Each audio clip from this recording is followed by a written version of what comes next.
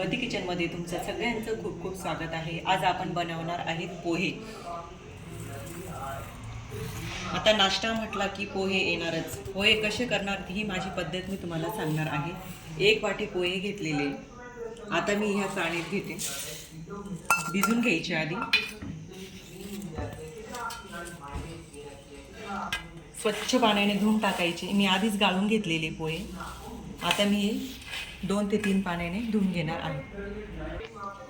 आता स्वच्छ पोहे धुवून घेतलेले, आता मी थोडं डिशमध्ये पाणी घेतलेले, त्याच्यात 5 मिनिटं असे ठेवायचे, मग पोहे असे नरम होतात।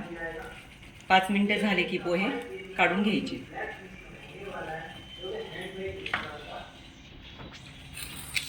आता आपल्याला लागणारं साहित्य पोह्यांसाठी ते तुम्हाला दाखवणार आहे। शेंगदाणे घेतले, 1 कांदा घेतलाय बारीक कापून घ्यायचा, मिरची घेतली, मिरची तिखट आहे मी 3च मिरची घेतलेली, वटाणा घेतलाय, जिरं, मोहरी आणि कोथिंबीर। आता आपण जे वटाणे घेतले होते ना, थोडे गरम पाण्यात टाकून द्यायचे, 1 उकळी आली की बंद करून द्यायची, जास्त शिजवायची नाही। आता मी कढई ठेवली आहे, आधी शेंगदाणे तळून घ्यायचे, 3 पळी तेल टाकणार आहे।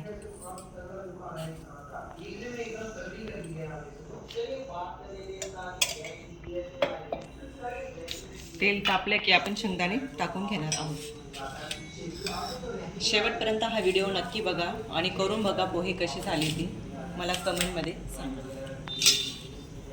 आता मी हे पोहे पाण्यातनं काढून घेतलेले, 2 मिनिटांसाठी हे असेच पसरून द्यायचे। आता वटाणा पण शिजलाय, तो वटाणा काढून घेते, 1 उकळी आली की काढून घ्यायचा।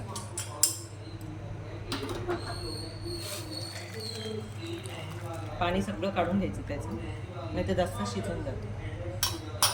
आता तेल तापलंय, आता तेलमध्ये शेंगदाणे सोडून घेऊ। तेल थोडं कडक होऊ द्यायचं, शेंगदाणे छान फुटेपर्यंत, नाही तर शेंगदाणे आतमध्ये कच्चे असतात।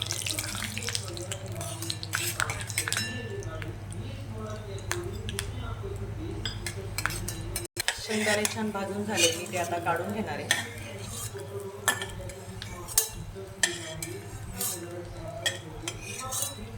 आता मी मोहरी घेतली होती, मोहरी टाकणार आहे आधी।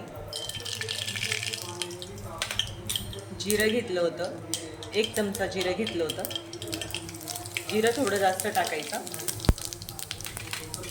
आणि 1 कांदा घेतला होता, कांदा टाकून द्यायचा।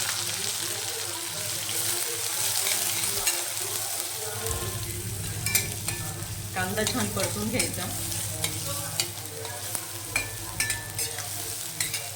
आणि कांद्यातच मी ही हिरवी मिरची घेतली होती, 3 मिरची घेतलेली, मी त्याच्यातच टाकून देणार आहे, म्हणजे दोन्ही परतून घ्यायची, नाही ते मिरची कच्ची राहते।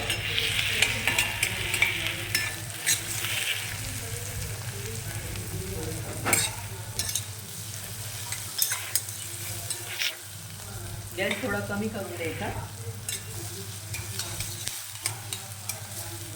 2 ते 3 मिनिटं परतून घ्यायचं।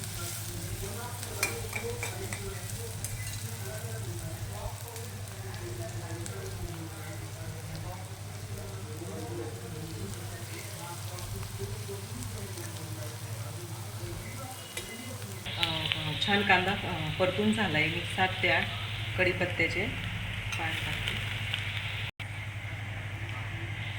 आता मी हा वटाणा टाकणार आहे, याच्यात परतून घ्यायचा थोडा।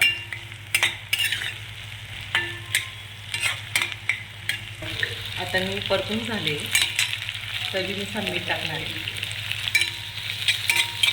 मीठ थोडंसंच टाकले, परत आता नंतर पोहे टाकले की मग टाकायचं।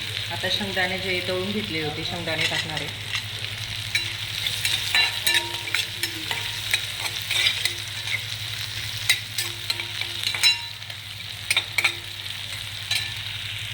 आता मी त्याच्यात हळद टाकणार आहे, अर्धा चमचा हळद, मिक्स करून घ्यायचं। आणि मी त्याच्यात थोडी कोथिंबीर टाकणार आहे, कोथिंबीर आपण वरून पण टाकणार आहोत। आता मी हे पोहे छान भिजलेले हे बघा, 5 मिनिटासाठी मी पाण्यात भिजवून ठेवले होते. असे मोकळे झाले पोहे.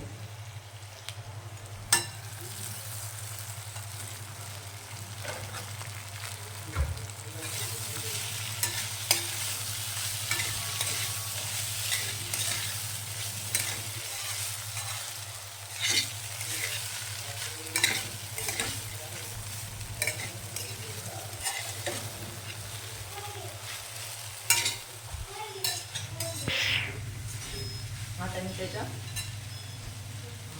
अर्धा चमचा साखर टाकणार आहे. गोड आंबट अशी छान चव लागते.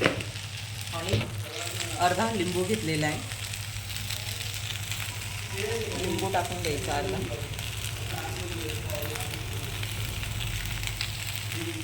साखर तुमच्या चवीनुसार टाकायची.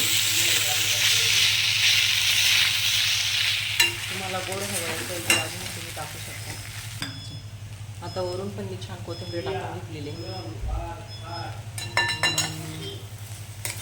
गॅस कमी करून दिलेला आहे.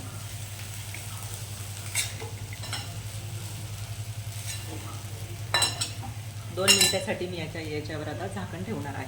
म्हणजे वाफ भरली की पोहे छान मऊ आणि असे सॉफ्ट लागतात. मी 2 मिनिटं झाकण ठेवलं होते, ते आता काढून घेणार आहे. आता पोहे तयार आहेत.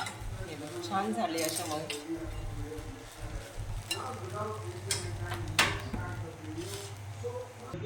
छान आपले पोहे तयार झालेले आहे. महाराष्ट्रीयन पोहे कसे झाले ते मला कमेंटमध्ये नक्की सांगा. लाईक आणि शेअर करा. धन्यवाद.